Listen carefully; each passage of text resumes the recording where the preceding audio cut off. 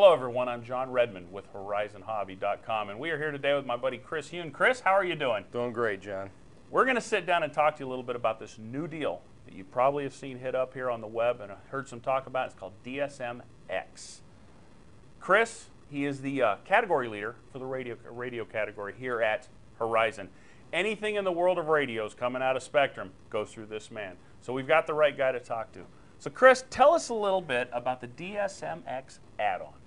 DSMX, well, I'm sure you've heard a little bit of the buzz about it and how it's an evolution of our technology, and it's just that. Basically, you know, we've looked for, you know, all the things that have been going on in the field with DSM2 technology and looked at how can we make it better. So we've come up with how to make it better, and basically it takes our DSM2 protocol, adds frequency agility, and basically solves an issue that has been created by these mega events from 2.4 technology. As you know, we've been attending events together for, my God, 10, 12, 15 years, Florida Jets and other things, and I can remember we'd see flight lines with 5 or 6 guys flying and 2 or 3 radios on in the 72 megahertz days in the early 2.4, and now you have Urcha, Joe Nall, both 900 plus pilot events with 40, 45 guys on the lines flying and such.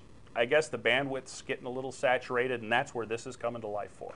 Well, yeah, that's the concern is, you know, if we were going to do one thing to make DSM2 better, this is what we needed to do. So most guys are never really going to encounter any issue with that in their day-to-day flying. Right.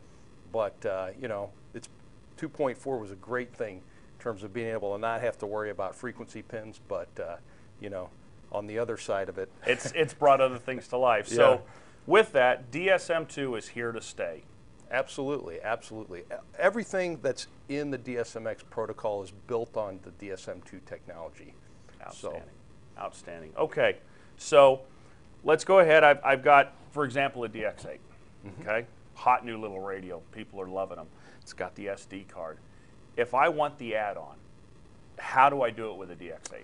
Well, it's the simplest radio to get the add-on because actually DSMX code is already in this radio, so it's right there. All you have to do is go on to the community site. If you haven't registered, download the update, put the SD card in, and let it update, and you will have it. Wow, no cost, no nothing. No cost. That's awesome. So, for my buddies out there, hardcore Urcha pilots, Ceph pilots, and they think they just might need this, and they have a DX6i or they have a DX7, for them to get the add-on.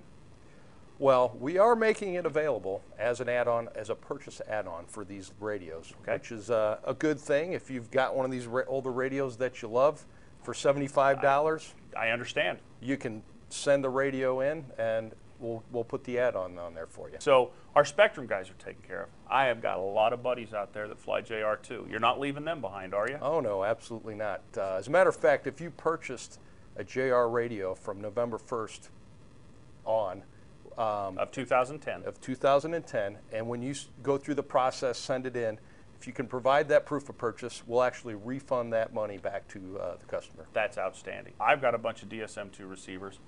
My buddies out there got them too. I know you do. Oh, yeah. Will this new DSMX work with those receivers? Well, that's the great thing about this, because we've built in backward compatibility with the transmitters. So if you have a DSMX capable transmitter, you can still run all of your old DSM2 receivers. And if you were to buy a DSMX receiver in the future and you have an older DSM2 transmitter that you haven't updated, it can also run in DSM2 mode, the receiver. So you can't lose. You can't lose. Forward, backward compatibility. That's awesome. That's awesome, and it's right here. Okay, Chris, and one last thing. I've got a lot of buddies out there still that are running old 10Xs, old 9303s with the modules. Is the module available for the add-on?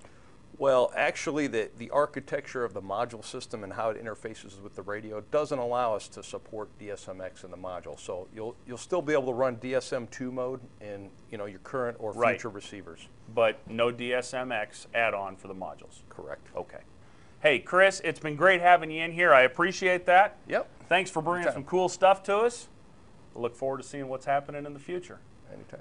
Guys, you saw it right here. You saw it first at HorizonHobby.com. And don't forget, DSMX add-on It's an incredible thing. You may need it, you may not. It's not a problem either way. Have any questions, you can find me at editors@horizonrc.com.